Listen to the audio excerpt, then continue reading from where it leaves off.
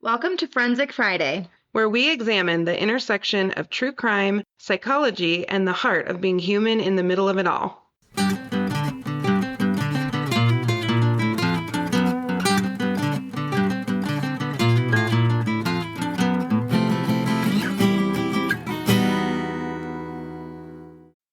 It's happening.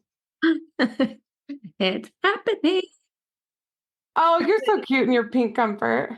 I know, I love this color. It's pretty bubblegum. I was a little worried it would look like you said, Pepto. I have a funny story about Pepto color. Okay. It's actually not that funny. It's kind of traumatizing. It's actually not funny at all. Just kidding. I don't even know if I want to say it now. Uh-oh. Did you throw up Pepto? What? Did you throw up Pepto? No. Oh, that's why I was thinking. I was like, oh, no. No, it was, so I bought this purse. I was like 18, I think. And there was this bag shop in Breckenridge. This was when I worked at Goods in Breckenridge. It was a clothing store back in the day. Okay. They won like best clothing every year. And then homeboy just like retired because he was a millionaire. I know. Sad for the people of Breckenridge. I know. The store was awesome. You would have loved it. So I worked there. I ran their sales store and occasionally worked in their main store. And anyway, down the street was this purse shop, like bags everywhere. Okay. And this was the day, I mean, I guess I still really love big purses, but this was like, I started to like get into the big purse scene. Okay. I don't think I ever started on the big purse scene. I think I was born with a big purse. I was like, Janine, that's all you own. Oh, it's all I own. So I buy this purse and it's like, it's pink. And it's not just pink, it's big and it's pink. It's big and it's pink. Oh, Lord, have mercy. So I hang out with some friends and my friend goes, oh, that's like Pepto colored, and ruined it for me. Unacceptable. You couldn't wear it again without thinking about it. I couldn't. There goes Natalie and her Pepto purse. Literally. So I tried to take it back. And it was like the next day that I was trying to return it. And the lady was like, I had one thing. I'd like forgotten my chapstick in it or something. Like didn't see my chapstick. Oh, no. So I go to return and she goes, you have items in here. And I was like, what? And it was a chapstick. Funny. And she would not let me return it. And she was so rude about it. And I was like, you say, hey, I just was delusional and thought this was cute. It's actually really ugly. Please take it back. They wouldn't take it back. And they won't take it back because they can't sell it to anybody else. Yeah. And she was, Janine, so mean. It makes my chest hurt talking about it. It makes your chest hurt, buddy. Oh. I hate when people are mean to me. Buyer's remorse is the worst. And I have like toxic positivity. So I will find a way to love something, even if it's terrible. Here's the thing. I could have found a way to love it. But the fact that this lady was so awful, I couldn't get there. I hated it even more. So did you just keep it and never carry it, basically? Yeah, I think I threw it away. That's the worst. Did you spend a lot? Because that's the thing. Like if I'm going to spend a lot and then have buyer's remorse, which does not happen often to me, but when it does, it's the worst. A lot when I was 18 is different than a lot now. Oh, that's fair. Yeah. So at the time, yes. Oh, now I'd be like Pepto purse. I know. Now I'd be like 2 middle fingers up and be like, screw yourself. So we need to talk about 2 shows and a movie. Okay. So Presumed Innocent on Apple. Have you seen this? No. It is so good. It's about a prosecutor who basically rolls up on the scene of a crime and the deceased is someone that he had an affair with. And I'm not finished with it, but it's really, really good. And the whole season is out, so you can like binge it. Okay. Then there's another series that our friend Davina told us about, Women in Blue on Apple TV, which I have not watched yet. Okay. But it's Mexico's first female police force, and they're hunting a serial killer. So it's fiction. I don't think it's documentary. It's fiction, but it looked really, really good. Okay. And then movie, tell them about the movie. What's it called? The one we're going to go see together? Oh, I don't know what it's called. I mean, it's about a serial killer who takes his daughter to a concert, like a Taylor Swift equivalent, right? Yes. And then crap goes down. I don't know what happens, but I'm guessing he kills someone.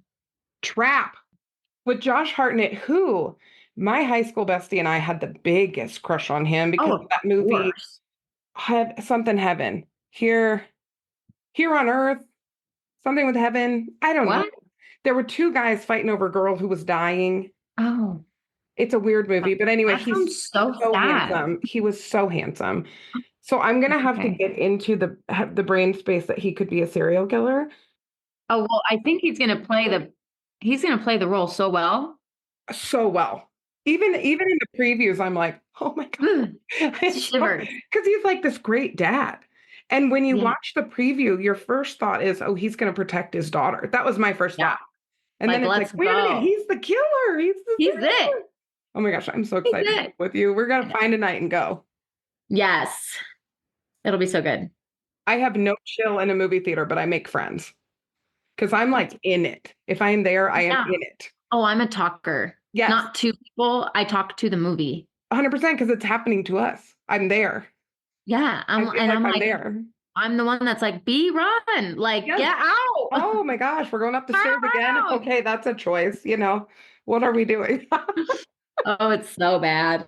All right, so hit me with it, girl. Yes, I do have a case. It's interesting. Okay, okay, I'm so excited. So, okay.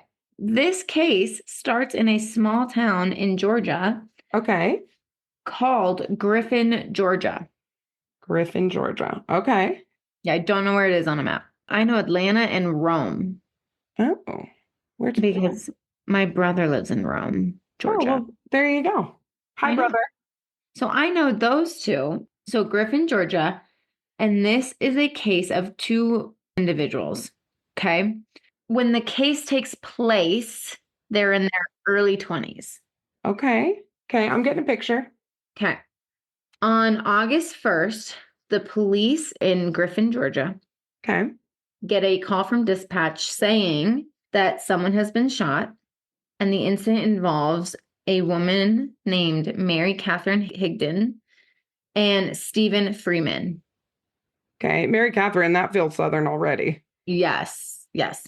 So the call said, my gun was chambered and I'm so sorry. I accidentally shot my boyfriend in the neck. I am so sorry. She said the gun was a Glock 43. She said that on the 911 call? hmm Well, they asked her.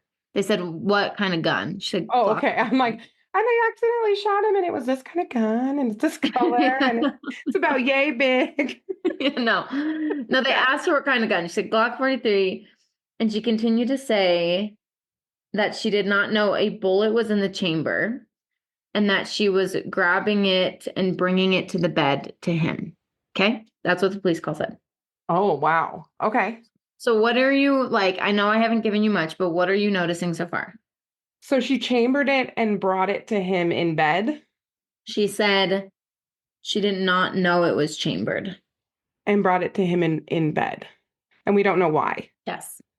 Okay. Well, it's clearly not like a break-in because she's like going to get the gun and bringing it back to bed, which feels weird. Yeah, no one else was there. It was just the two of them. Okay. Okay.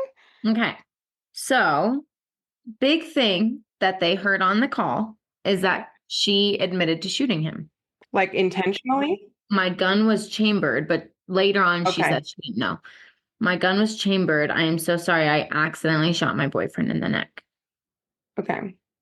Okay. So big thing is she says she shot him. Okay. Okay. Can I just tell a quick story? Yeah. Okay. So real quick. People in the South know about guns. They know guns. They know Uh-huh. what's happening with their guns. They know where Uh-huh. their guns are. Mm-hmm. My aunts used to ride around together. Woot, Doody, Mabel, B. I got a few of them, okay? Love So that. they were all they used to shoot turtles off a bridge, which is actually really sad. They're weird. It's a whole thing. So they're riding together, my aunts.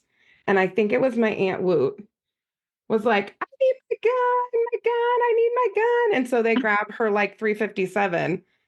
And she's like, no, my other gun. She called her inhaler a gun. She Oh needed my her gosh. inhaler and they handed her like a 357.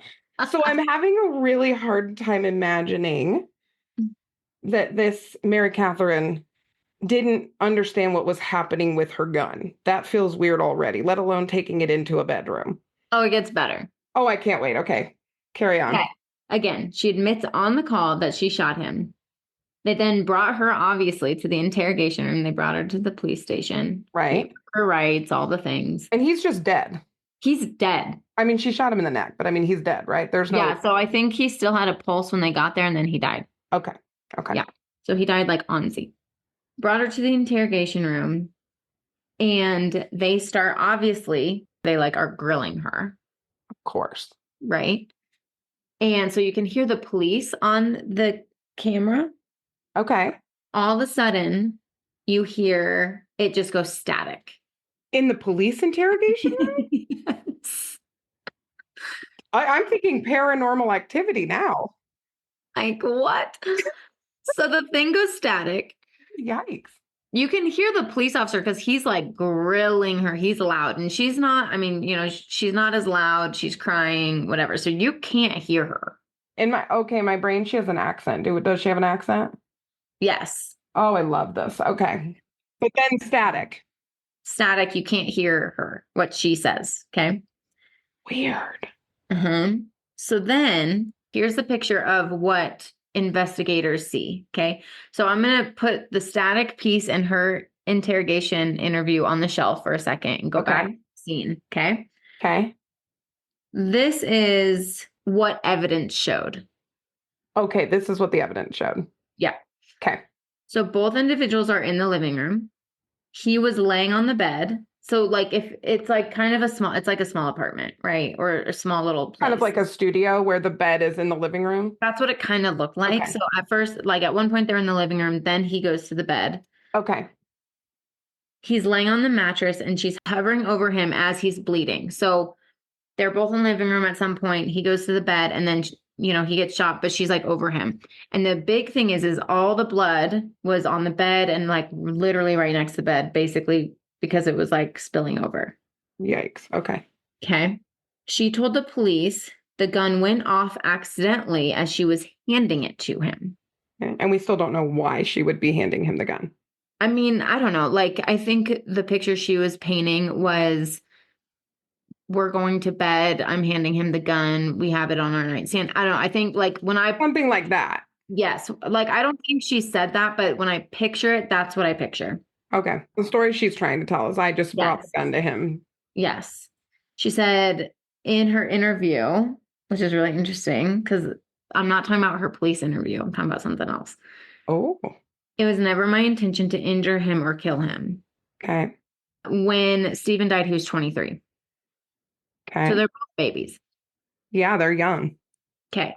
So I'm going to put all of the case stuff on the shelf for now. Mm-hmm. You know me and history. I love diving into these people's history. Yes, absolutely. So way more about other people's families than my own. I should probably learn more about my own, but here we are. So they both came from what it seems like good families. Okay. So like in this interview, they interview both parents and they're like, they're both really happy-go-lucky kids. They're really nice. Both Southern families. Like, did they grow up in the South? Okay. Yes. They both grew up in this town in Georgia. Got it. From what I gathered. Yeah. Happy children, whatever. No like humongous red flags. Okay. Okay. It didn't say anything about their family's history, like if there was abuse or anything like that they witnessed or experienced. It just said that they were happy kids. So I go to the assumption of maybe, but maybe not. Okay. Nothing noteworthy. Okay. The couple began dating in high school and became pretty serious after high school, after they graduated and moved in together. So he primarily worked as a roof repair man. He worked for a roof repairing company, and she was a teacher's aide for preschoolers. There was an interview with some of his high school friends. Okay. And they asked them, like, what did you think about her? And they're like, we thought she was great.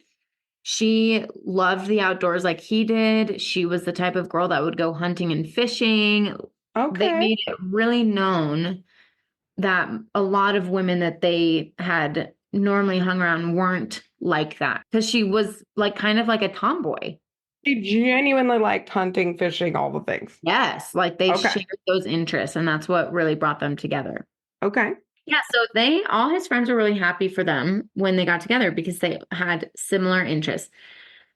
Here's where it gets really interesting. Okay. So they also shared a passion for guns, right? They both Okay. hunt.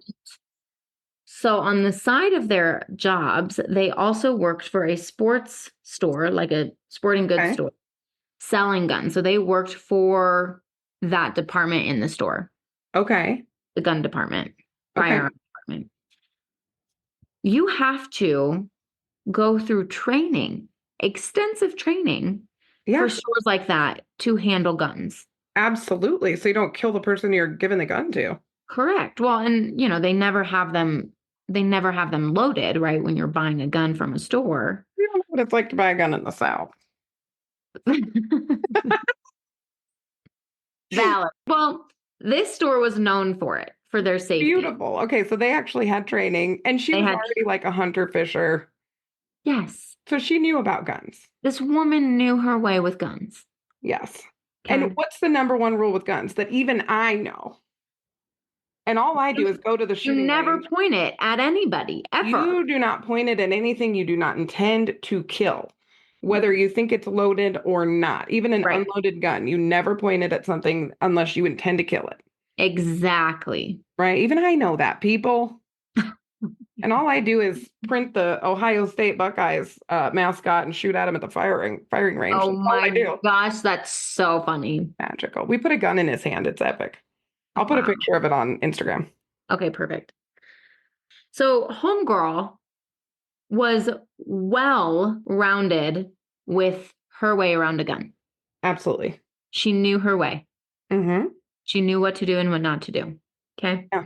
Okay. So back to the crime, y'all. Okay. I'm Thanks back. for hanging in there with me with jumping around. This is how my brain operates. This took me Absolutely. forever to organize. She Okay. knows So about guns. She shot him in the neck on accident. quote unquote on accident, On accident. she was handing him the gun. Okay. That's the story we have so far. Got it. But when the police investigated, there was more evidence that said something different than what the story she told. So the evidence pointed to that it may not have been an accident. Okay. Okay. What the evidence shows is they got into some sort of fight because when the police got there was food everywhere. Okay. So this Mhm. isn't a peaceful scene that they come across. No. Okay. No. Okay. So there's food everywhere. She was cooking steak and it looked like, based on how the kitchen looked and how like the surrounding area looked, it looked like they got into a food fight. Okay. Yeah. First of all, here's the thing. Preston ever throws food at me Oh, like that. We're not like right. joking. First of Right. all, we would never throw food because that would drive me nuts to clean up. Absolutely. Yeah, no. It's a waste of food. It's such a waste of food, especially steak. Like, In don't. this economy? I You're kidding me? That's like a $300 food fight. know it's insane. Literally. So there's food everywhere. Food everywhere. And basically, when she kept on telling the story that it was an accident, she was handing him the gun. Investigators were like, this is a load of shit, Right, of course. right? Like, they don't believe her at all. No. She then says, before it goes super staticky in the investigation room, Uh-huh. she says he wanted the gun, so she tossed it to him. I knew it was going to go here. Okay, why? I don't know. You know what it is? Because when I was picturing the gun shop in the South, I'm like, they probably like toss guns to each other. I think that was like a thought that I had. Like, here. So her story is she tossed the gun to him Yes. that she did not think was loaded, basically. But notice it went from I handed him a gun, I was Mm-hmm. handing him a gun, to I tossed him a gun, because handing him a gun is probably less likely that the trigger is going to go off. But if I just, woo, Oh, yeah, 100%. Here you go. So Toss it. the static cut out this part of what she was saying. No, so they heard this. They heard this part. Yes. Okay. But then it goes out. So first thing, if you're to handle guns, you don't toss a gun. Ever. You do not toss it. If I Never. can't even imagine. No, same. I can't even imagine. Mm-mm. That would scare the crap out of me. You don't mess with those things. No, and most smart people, even if they are really comfortable with guns, Yes. a gun wakes up your nervous system a little bit, no matter what, if it's I'm at the around. shooting range and I'm already like, Yeah. looking at my surroundings, like, No, absolutely. It's a little anxiety provoking. Yeah. yes, like these things are nothing to mess with. So the story's already changed. Mm-hmm. Okay. So this was when it goes out, right after she told them that she tossed the gun. Again, you could hear the police because he was much louder. He was going in on her. Okay. In that video, so what they say that was disclosed when that happened, Yeah. girl, she admits to killing him out of anger. Okay, so she admits it. Yes, but she admits it to these officers, but you can't But hear you it. can't hear it.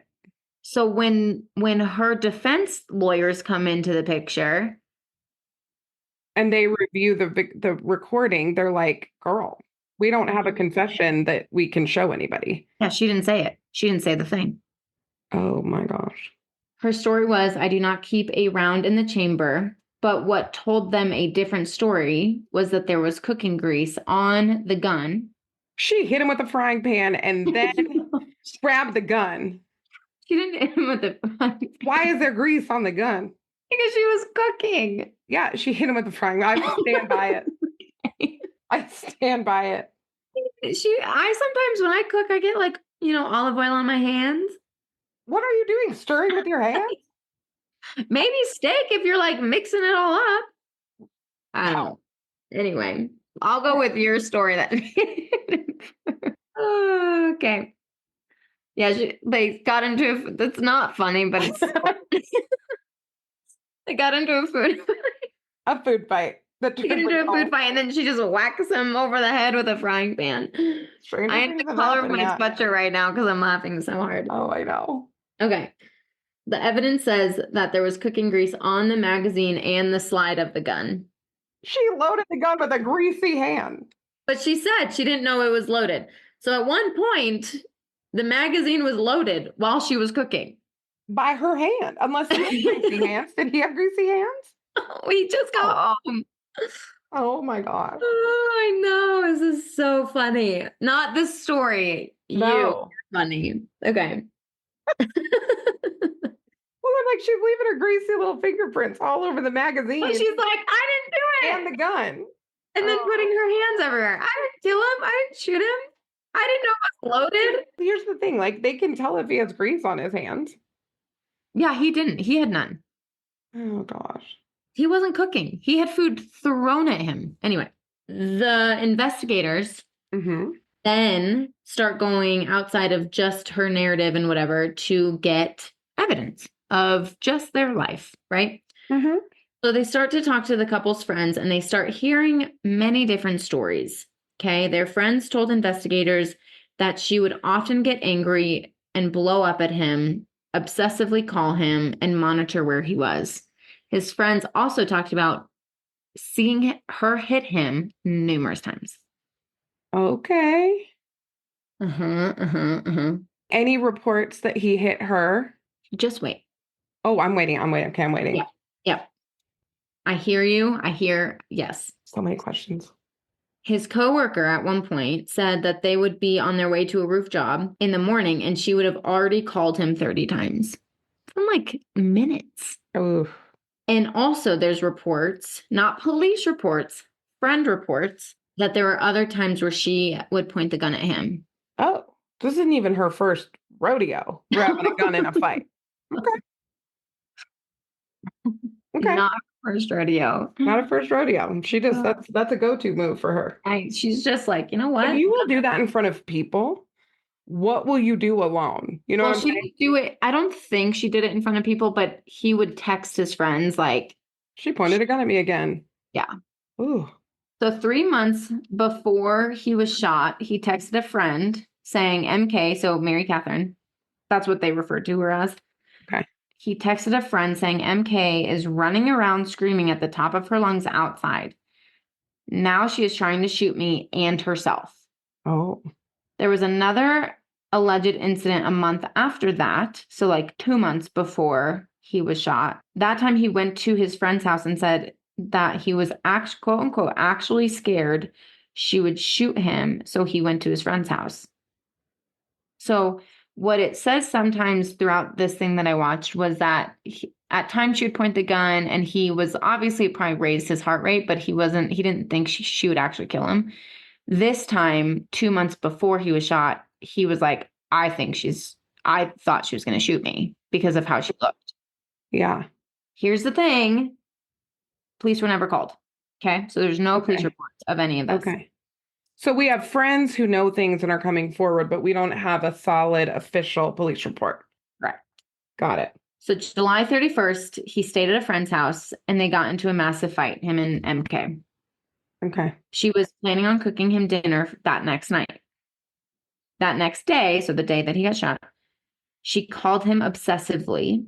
So when she was asked about this in an interview, like, why did you call him so many times? She said, I guess because it was irritating. I needed to know if I was eating with him. Girl, he's not answering your call. Just eat the damn steak. Make your Save own him some. steak. Yeah, save him some. You're Put it in the clearly fridge. upset. Yeah, Eat yours and his steak. right. If you're that mad, just eat it all. Mhm. Anyway, so she found out through his mom where he was and that he was still at his friend's house. The mom told her where he was. At that point, though, when she found out where he was already coming home. His friend was driving him home. He was Okay. heading back to their place. He's heading back to their place. She finds them. She jumps in her car and finds them Found them in their car. in his friend's truck, pulls up next to him on like a two-lane road, like a two-lane road, and is screaming at him. And he's like, calm down, I'm coming home. Like, calm down. Oh, geez. Yeah. Already escalating, Yeah, big time. right? 2 hours later, he died. Hmm. So when the prosecutor thought that they had this in the bag, Yeah. I mean, they were like, we're done. She's abusive. She killed him because she's mad. I mean, we don't even need the video to prove that she was the abuser. Okay. They felt like they had enough evidence even with the feed cutting out. Correct. The defense lawyers came back and said, oh, no, no, no, no, no. We got stuff too. Oh, goodness. Yeah. So this is where it gets juicy. Okay. Before we get into that, one of the questions that came up was if Stephen, and I'm curious of your input on this before I jump into the next part. Okay. One of the questions was that came up was if Stephen truly feared she would shoot him, why didn't he leave the relationship for good? Okay. This is one of the most annoying questions of all time. First of all, everything is 2020 in hindsight, right? We can always Yes. look back and go, Why? got out that. That was bad. Yeah. Couple things. Men don't report abuse. Men are really unlikely to leave, Yeah. even when it becomes abusive, partially because Yeah. of shame and all the things, right? Yeah. But also, what we know is when people have been victimized, particularly if they've been threatened, their life has been threatened, Yeah. they sometimes feel safer staying than they do leaving. Yeah. Exactly. And the research shows they're at the most risk when they leave. So they're not wrong or stupid to be afraid to leave. Right. Well, homegirl's already pointed a gun at him numerous times. He Absolutely. was scared a few times. She's pulling Maybe not. NASCAR maneuvers on the 2-lane roads. I mean, Yes. she is a piece of work. Yes. So Mhm. hang in there. It just gets okay. She denies any time, like pointing the gun at him any other time other than the time that she shot him. Right. She totally denies Accidentally. it. Yes. There's evidence in their phone, like in text messages, where he texted her and was like, I know you've pointed at the gun at me numerous times, but the last time you did, it scared the bleep out of me. Mm. Again, when she was asked about it, she denied it. She said that I would only threaten to kill myself. I never pointed it at him. Mm. You know what's so scary about this is we have cases like this. We've had cases like this in the last 2 weeks. Yes. So, Yes. I mean, it sounds overwhelming and confusing, but we've dealt with this. She can't own her side right now. Right. Right. She Right. can't say, yes, I pointed the gun at him. She can say, I pointed the gun at myself, Right. Right. which obviously in the state of Colorado will also get you arrested for domestic violence. 100%. People don't understand that that's true. But most of the time, they will not admit that they pointed it at someone else, That's right. right? Even if they did. And most of the time they did. Oh, yeah. Here's the kicker. He eventually did have enough, Stephen, and Hmm. planned to move to another town with his friend and not tell her. Okay. So he was planning an exit. Yes. Interesting. He was planning to leave. All the signs pointed to that she was just unraveling at this point. Okay. He was planning on moving while she was at work, and this was, they were supposed to move. He died 2 days before he was going to move. This is the thing that people don't understand is a lot of times in relationships, we can say offenders, but I want to say people. Yep. When people with attachment issues Yep. notice that their partner is drifting and they have a radar for this because many times they've been hurt, right? When they sense that shift, they do know. That's why when you're leaving, you have to have such a good plan. Mm-hmm. Oh, that's heartbreaking. He was trying to get out. He was going to leave. And to your point, that's what was happening was he was drifting. He was staying with his friends, Mm-hmm. staying away from her. And he knew things were escalating because he was started to say, I'm scared. Yeah, he told her he was scared. Yes, told her he thought she was going to shoot him. Mm. Right? So MK, by the end of them investigating her and like her telling her story, okay, Mm-hmm. her story changed 10 times. Oh, wow. She had 10 different stories. Wow. I don't even know all of them. It didn't get into that. Lots of versions of what happened, all of the things. Mm. We already know 3 of the stories. One of them is hard to prove, right? But one of them, she was handing him the gun. One of them, she was tossing him the gun. The other one was she shot him out of anger. But again, that's the one that was hard to prove. Exactly. And now we have another one. Okay. Okay. So she told her dad and her sister that they were arguing that night and she shot him out of self-defense. Because now she's scared. I love your face. Yes. Yeah. When that's your 4th stop on the alibi train, like I just start to be like, really? Right. We didn't lead with that because we don't have any evidence of that. None. There's none. Right? It's giving OnlyFans. It's giving OnlyFans murder in the building. And here's the crappy thing. I was going to say this at the end, whatever. The dude's dead. I know.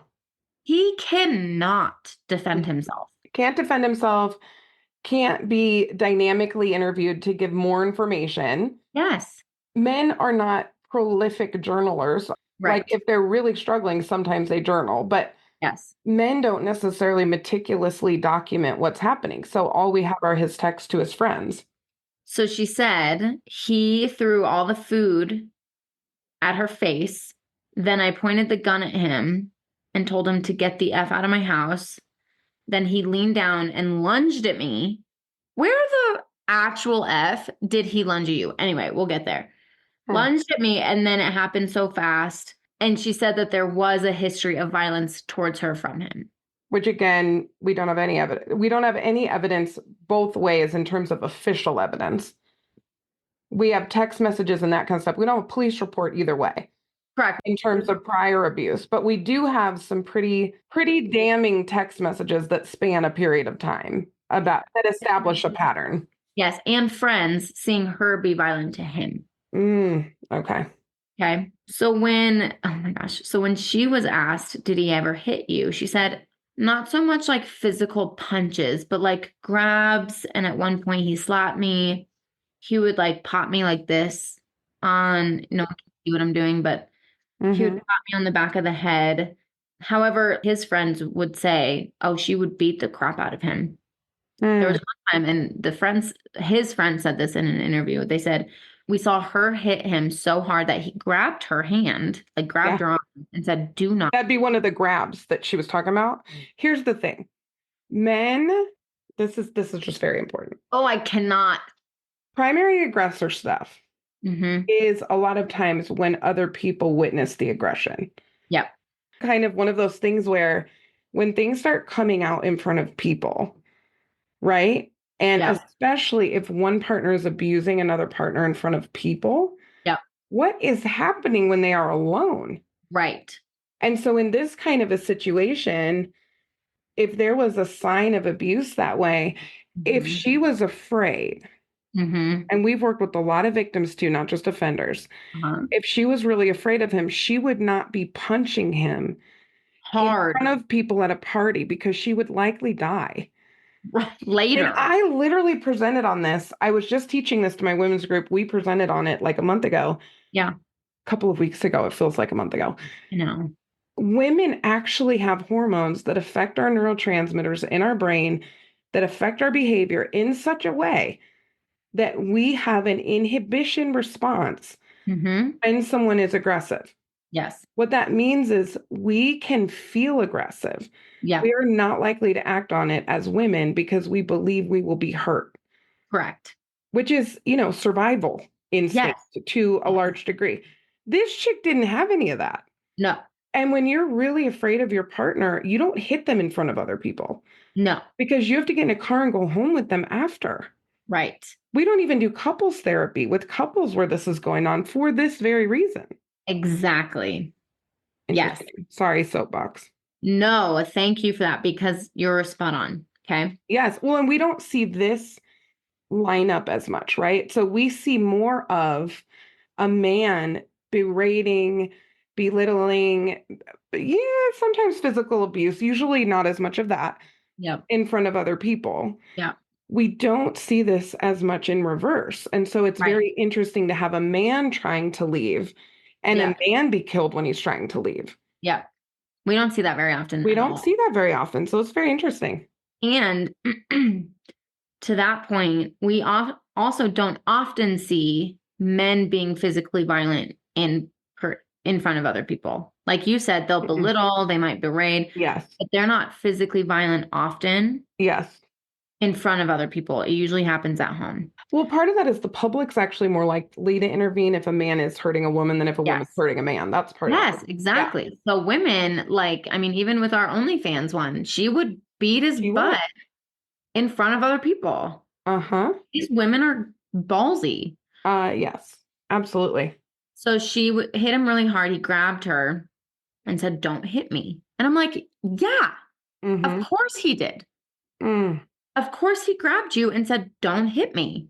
So then later on, her sister was interviewed and her sister was like, I think she's right. I think she was abused. I saw bruises on her one time and she said, well, Stephen grabbed me too hard. Mm. You know me. Mm-hmm. I am an advocate for women. I'm an advocate for individuals who are victim to domestic violence. Right. Homegirl's bruise was probably from the time where she hit him so hard and he grabbed her and said, "Don't hit me like that." Right. Anyway, I can't get into the whole thing. I wasn't there. So the evidence shows based on blood pattern and everything, he was sitting on the bed when he was shot. Okay. So the story of him lunging at her does not add up. Mm-mm. At all. Mm-mm. Right? No. How did he lunge at you? You shot him and then he somehow went and sat on the bed. Without a trail of blood anywhere. The blood is all confined to the bed, basically. Correct. Yeah. Correct. I'm going to say this part, but it's almost irrelevant. Her defense said that he could have gotten up to start to go after her, but there's no evidence of that. No. Also, the defense team said, and this is based on her narrative. Okay. So there's no evidence of any of this. At one point, her defense said they were sleeping. They didn't say when this was. They didn't say when this happened. They were sleeping one night and he kicked her so hard, she fell out of the bed and hit her head. Again, there's no. There's no way to verify that either way. No. And so they went through her phone too, like really, really. Oh, yeah. Really well. And there was never any text messages to anybody that said, I'm scared of him. He's hurting me. I need to get out. There Well, was and we're no, gonna have your forensic expert on one of these days because they really can see everything. yeah. So they went with this whole thing that, so this was her self-defense situation. So she said, he was super controlling. He wanted to always know where the money was going. He was telling her that she had to be a certain way, like all this stuff. This was her story. Okay. Again, no evidence of some of that. Right. The attorney said that she never I shouldn't laugh. The attorney said she never called the police because she felt like it was her fault and felt like she made him angry, so it was all on her. People who believe that Mhm. don't typically also pop their partner in public. That's just not. Right. Could it happen? Sure. Have I Sure. ever seen it? Never have I ever. Never. And we've worked with many men and women. Men and women, absolutely, and victims and offenders. Yep. Co-combative relationships. That's just not something you usually see go together. Yep. So here's where it gets a little dicey. So investigators did find an old phone of Mary Catherine's that Hmm. had some pretty gnarly text messages from Stephen to her. Hmm. Okay. Yeah. They, at one point in their relationship, broke up. Okay. I can't with this, Janine. At one point, they broke up. She sleeps with one of his friends. Okay. That's a move. That's a shots fired in a different way. Yes. It's a move. He found out she was sleeping with one of his friends while they were broken up. Okay. And so he said some things to her, some pretty mean things. Mm. Okay. Mm-hmm. Not okay that he said the things. Most of what he said they wouldn't share because it was pretty gnarly. Mm. But at one point, there was a photo of him holding a dead fish saying, "This is you, bitch. I'm going to wreck you for wrecking me." Okay. I mean, So that's threatening. that is threatening. I was That's like, threatening. hey, there's some dynamics here. There's some dynamics. Absolutely. Yeah. Okay, so now we are in her trial. So Mary Catherine takes the stand, which is usually like that's pretty rare, right? It is kind of rare. Yeah. And I'm going to come back to this, but at one point they ask, "What's the red room?" Oh no. I know, I know, Oh I no. know, I know. I was like, Janine is going to die. Is there Okay, a red room in their tiny apartment? just hang in there. Okay, I'm waiting, but now I'm like really excited. So again, she would describe him as very controlling. She said he would accuse her of cheating on him and would call her a whore, all that stuff. Okay. He said some pretty mean stuff. And obviously there's some evidence of that, right? We got a dead fish text. We got some of that stuff. What is the red room? Okay, hold on. So then they show this text that says, "I miss you too much. I'm coming home to you and you're about to get it bad. Oh no. You're you're going to the red room tonight." This BDSM stuff is gonna be the death of me as a DV therapist because I just can't. I just can't. I just So good. the Army Hammer of it all. It's just oh. Oh my gosh. Okay. So you're going Basically, you're gonna get it in a good way, but also I am still also kind of abusive. Okay. I can't. Yes, and. Yes, and. Okay. So you're going to get it bad tonight. You're going to get the red room tonight. That's what he says. Oh. So it was not a specific room. Well, yeah, because the bedroom is in the living room. So I'm like, where's the red room? In the So crawl space? Like, he where do you literally go? said it wasn't a specific room, but we had bought stuff together, like BDSM stuff together. Like a sex swing? Like, what did they have? I don't know. This is my brain He gets would like tie her up. She said he would tie her up and like hit her. Oh And then gosh. she did say that at one point he raped her. Like he was too hard, he was too rough. So was she hitting him as a kind of foreplay when they were in front of people? I don't To be know. a quote unquote brat, which is a whole thing. We'll do the BDSM episode soon. We have Oh, to. I cannot. There's too No, many. I I'll don't do think that one. she wasn't doing that because anyway. So at one point she says he raped her. She said that she wanted him to stop, but he said, "Well, I spent so much money on you at Disney and you need to give me what I deserve." Well, there's a phrase.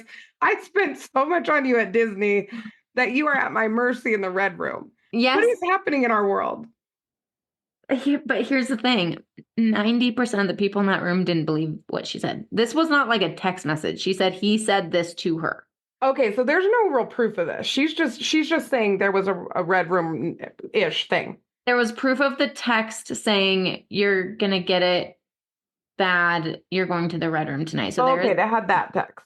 but there's no text of like you raped me or you owe me that, or there was nothing like that. Or being punished without consent. Correct. There's no evidence of that in text messages. Correct. Got it. And with the Army Hammer stuff, right? Like, I mean, I was big mad on the behalf of those victims with Army There's Hammer. no consent. The consent was not, yeah. But there was and there was evidence that there was no consent, Lots of evidence of no consent. right? Yeah. And even when there was quote unquote consent, like I didn't say no, I said everything else but no, right? There's still a very clear discomfort that was Right. being created, right? Right. So there's none of that is with Steven. That is like people were like, yeah, he was freaky or like he was really whatever. Yeah. You know? So his friends weren't like, yeah, that's how he was. No, correct. Okay. And again, she had never told anybody this type of stuff before. She never was like, hey, I'm scared of him. He raped me. Right. I told him no. She didn't have girlfriends coming forward saying he hurt her. None of that stuff. And she waited until she's on the stand for murder to start painting this picture of him. Oh yeah, this is the OnlyFans chick. Like 6 months later, he abused me, but it didn't come up at all until then. Yes. Okay. Then it goes into she wanted to end the relationship, and that's why they got into this fight. Even though his friend knew he was going to leave, live with somebody else, like he had plans. Yes. He had actual plans. Now she's saying, no, I was the one who was going to leave. Yes, because of like how abusive he was. Okay. Here's the kicker to this whole piece, to this whole part with the BDSM, all the stuff. So obviously they did a big sweep of her phone. That day, early that day, she was babysitting, and on her phone, prosecutors found that she was looking up violent porn while babysitting. Oh, So she's babysitting and she's also looking up violent porn. weird. Okay. Steven wasn't with her. She's not looking up this violent porn because he's like, let's look up the next thing we're going to do. She's looking it up for herself. Oh, that's interesting. There's no text messages that say, look at this video, look this up. Like they're fighting. Like they got into a fight that night before. She was searching for this herself. She was searching for this herself. My guess is she was going to try to we always talk about this in group, try to have makeup sex or something, right? Like a scene, like have some kind of a something. Exactly. To make it Which better. in theory, the food fight could have been a part of. Maybe. If she was trying to create a fight. You know what I mean? Yeah. Yeah. That's not an excuse. It's still totally insane. And she shot him in the neck, right? Like nothing's going to remove that. Right. But like, that's an interesting twist potentially. But it was like rough. If you don't like that stuff, you don't look that up. If you're against it and you don't want it happening to you and that's you're like the thing. it's rough, you don't look that up. You can't say that you've been so damaged in this way, but then also be looking it up on your own time. That doesn't necessarily make sense. Correct. Right? Yeah. You shouldn't say women don't look it up. Women who don't want that. Don't go looking for that. Don't go looking for it. Yeah. Right? So we have the picture of everything. Evidence that we have, grease on the gun. No evidence of him moving because of the blood stain. Right. No evidence of him going after her. Her text messages on her phone. Mm-hmm. Okay, that's all the evidence that we have of like a chaotic relationship. Right. And what was going on and how he died. There's evidence that got messed up. Okay. So at the scene, first responders moved the gun. Okay. So that's one. Oh, and their reasoning was, well, we didn't want her to grab the gun and try to shoot herself. So we moved the gun. You could move her. But you can't move the gun. Right. They could have said, hey, can you stand over here, get her away from the gun, but don't move the gun. So they moved the gun to get it away from her. And the other thing was that they did a deep search in her phone. They didn't even look at his phone.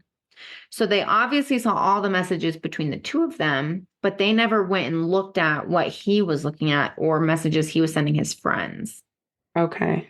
Okay. So this is where evidence falls through. And the reason they didn't do that is because it was going to be like a two extra $1,000. Mm. And they didn't want to spend the money on it. And they probably felt like they had enough because they had the friends' text messages, they had Sure. her phone, they had, Yeah, and text messages between the two of them, all that stuff. Uh-oh. So they didn't check his phone. They didn't try to see what he was looking at, what he was sending his friends, whatever. That left the jury in a predicament, Yeah. right?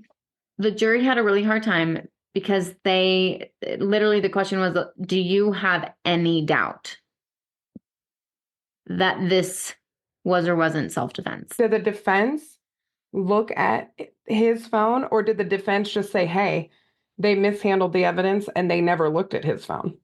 Yes. Okay. That. So they didn't go through it, but they raised enough doubt, like you didn't look through his phone like you looked through her phone. Correct. The gun was Okay. moved. There's enough evidence to show that he had sent her some pretty gnarly stuff in the Okay. past. Again, no evidence of him physically harming her besides her story. But when she was Right. on the stand, I mean, she was hysterical. She was hysterical and they didn't do their due diligence on his phone. Correct. So Janine, she got off. She was found not guilty and Wow. had the lesser charge of assault and possession of a firearm during the commission of a felony. So not even like manslaughter. Like it was even lower than She manslaughter. didn't do any jail time. Oh my gosh. None. And one of the juries said she shot him. She should have gone to jail. So it's not that she was found innocent. It was that the police screwed up. And they didn't have what they needed to believe beyond a shadow of a doubt, basically, Yep. that she killed him intentionally, like a Yep. first-degree murder or even a manslaughter. Yep. Oh, geez. So the psychology of this, my friend, well, Yeah. first, what do you think? I mean, I think we have a pretty clear primary aggressor. Yep. I also think they had some really escalated, dangerous communication when they were upset with each other. So Yeah.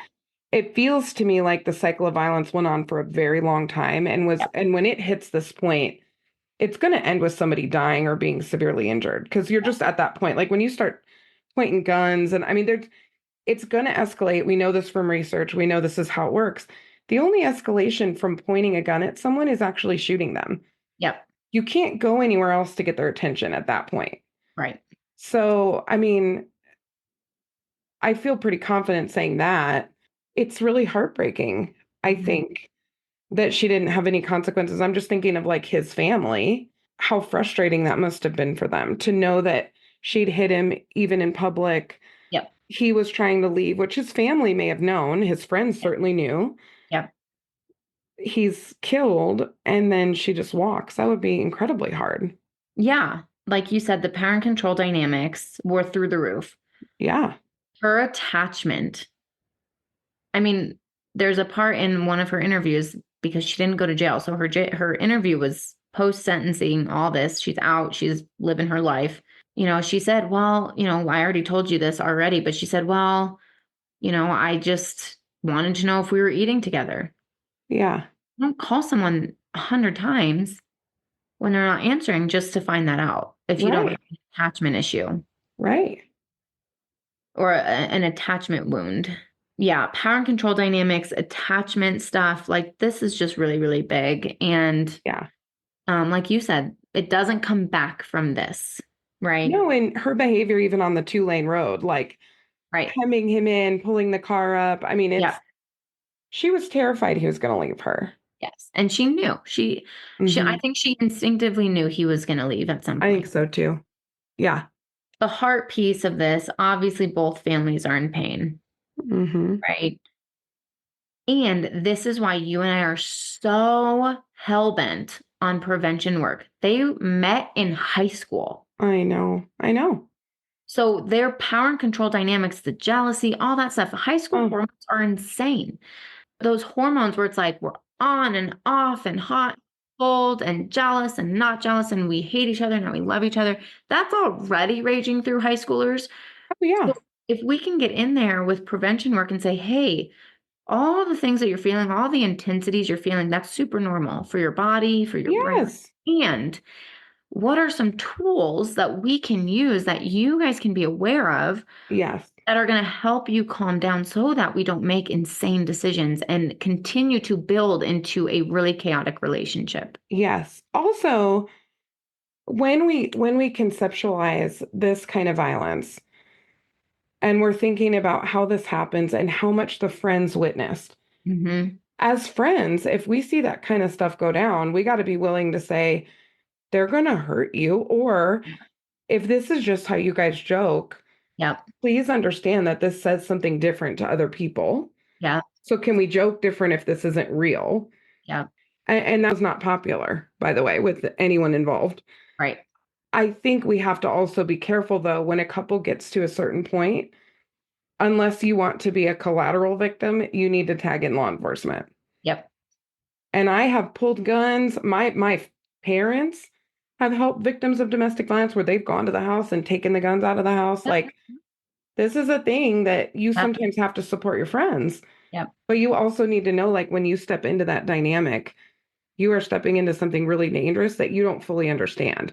Right. So my thing would be ask your friends questions, be compassionate, get involved, don't shut up, Mhm. but also be mindful of your own safety at the same time.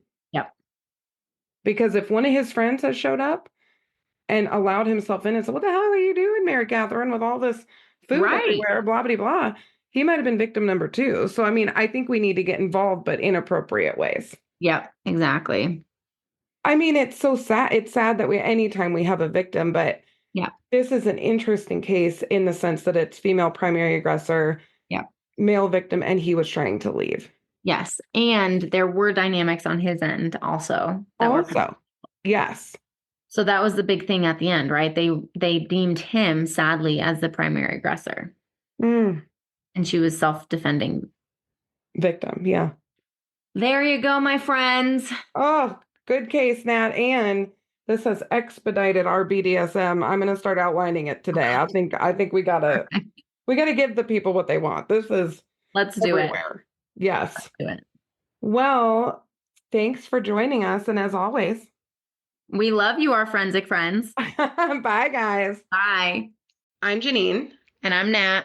And as always, thanks for listening and join us next week for more crime, psychology, and heart.